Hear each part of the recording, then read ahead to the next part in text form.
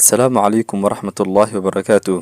Daawade, maalin maalmaha ka mid ahi ma weydiisay naftaadii waxaad ooga baahan tahay noloshani ilaa mustaqbalka. Kadib ma kuu soo furtay page cusub oo ay ku qoran yihiin waxaad u baahan tahay mustaqbalka. Ma weysay cid ku garab qabataa markii aad eegtay dhinacyadaadii. Markii aad fiirsay hortaadina ma aragtay mustaqbal madow. Kadib markii aad weysay cid ku garab qabataa oo kula wada yoolkaadii mustaqbalka. Haddaba daawade, muuqaalkeena maanta waxaynu ku soo qaadan doonaa nin soo maray nolosha heerkii ugu hooseysay kadib maanta heer uu gaaray dadka ugu lacagta badan caalamkani. Ninkaasoo ah John Com, ninkii sameeyey aaladda WhatsApp-ka oo maanta badi adduunka laga isticmaalo, kaas oo nolosha kasoo bilaabay heerkii ugu hooseysay ee noloshiisa ilaa uu gaaray dadka ugu lacagta badan adduunkani. Kusoo dhawaada daawadayaal muuqaalkeena maanta.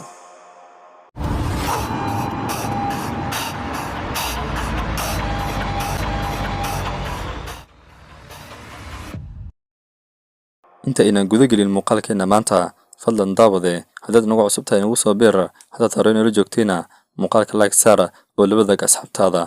John Com wuxuu dhashay Febraayo 1976 wuxuuna ku dhashay gudaha dalka Ukraine. Wuxuu ka soo jeedaa qoys sabool ahi oo aanan haysanin wax badan oo ay noloshoodii ku maarayaan.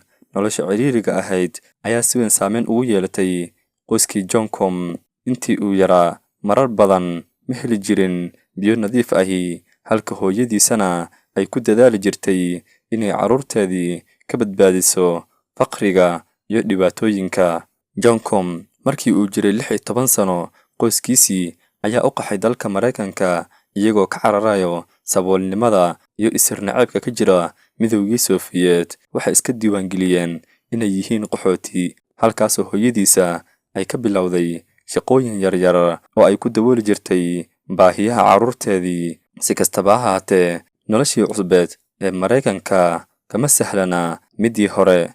John Com wuxuu bilaabay inuu ka shaqeeyo dukaan raashin lagu iibiyo si uu ugu caawiyo hooyadiisa dhaqaalihii yaraa oo soo galayay. Intaa waxaa dheeraa inuu si madax bannaan u bilaabay inuu ku barto barnaamijyada kombiyuutarada, taas oo noqotay xirfad mustaqbalka ku dhisi doono noloshiisa. Kadib markii uu fahmay barnaamijyada kombiyuutarada sanadkii 1997, isagoo 21 jir ahi, John Com wuxuu ka helay shaqo shirkadda Yahoo oo hormuud u ahayd tiknoolajiyadda internetka. Wuxuu halkaas kula kulmay Brian Acton oo noqon doona saaxiibkiisii ugu dhowaa. Labadooduba waxay shirkadda Yahoo ka shaqaynayeen in ka badan 9 sano, laakiin waxay mar walba ku hamin jireen inay abuuraan adeeg u gaar ahi oo adduunka wax weyn ku soo kordhiya.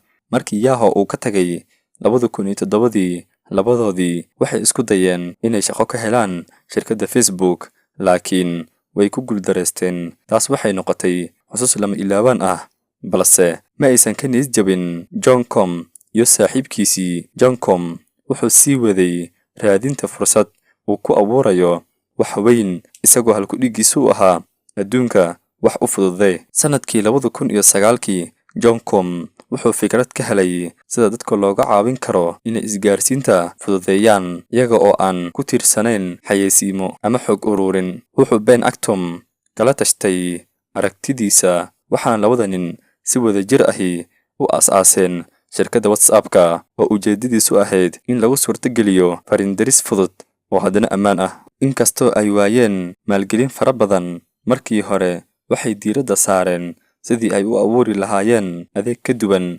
adeegyada kale oo lagu kalsoonaan karo kana madax bannaan xayeysiimo. Fikirkii ay bilaabeen si fudud ayuu u noqday mid guul weyn ka gaara caalamka.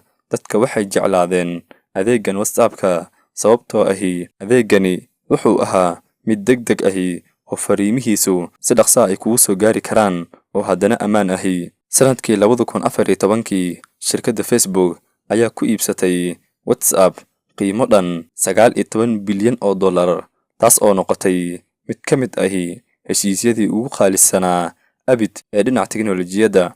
John Com oo ku koray saboolnimo iyo xaalad adag wuxuu noqday bilyaneer iskiisii u shaqaystay wax ka yar 20 sano ka hor.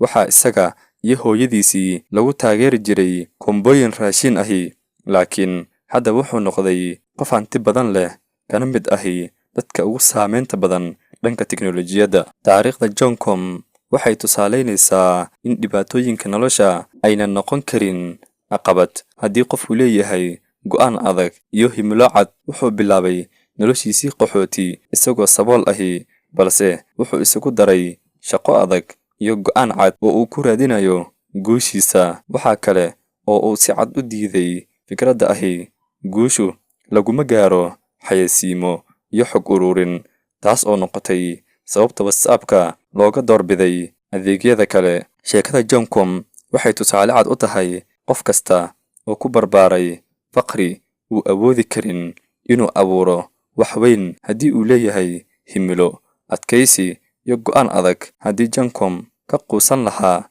caqabadaha uu wajahay maanta, aaladda WhatsApp-ka ma jiri lahayn. Haddaba qof walboo leh himilo sare iyo go'aan cad wuxuu gaari karaa meel aysan malaysanaynin dadka kaleeto, maadaama aad arkayso halkaad u socotid. Haddaba daawade, iisan ku dhibin caqabadaha kaa hor imaanayo mar walba. Caqabaduhu waxay yihiin kuwa kuu sii furayo waddada ka dambaysa, maadaama aad raadinayso yoolkaadii ugu sareeyay. Haddaba dadka kaleeto waxa ay kaa sheegayaan mise caqabadaha kaa hor imaaday aysan kaa joojinin guusha aad leedahay iyo hankaadii. Alle subxaanahu wa tacaala ayaan ka baryaynaa inuu qof walba u rumeeyo riyadiisii uu ka leeyahay adduun iyo aakhiraba. Haddii uu ku qanciyay muuqaalku, ha iloobin inaad like inoo saartid lana wadaagtid asxaabtaada muuqaalkeenna maanta. Intaas ayaynu kusoo gabagabaynaynaa. Inta aynu ku kulmi doono muuqaalkan muuqaalkiisa kaleeto, waxaan idinkaga tegayaa sidaas iyo nabadgelyo.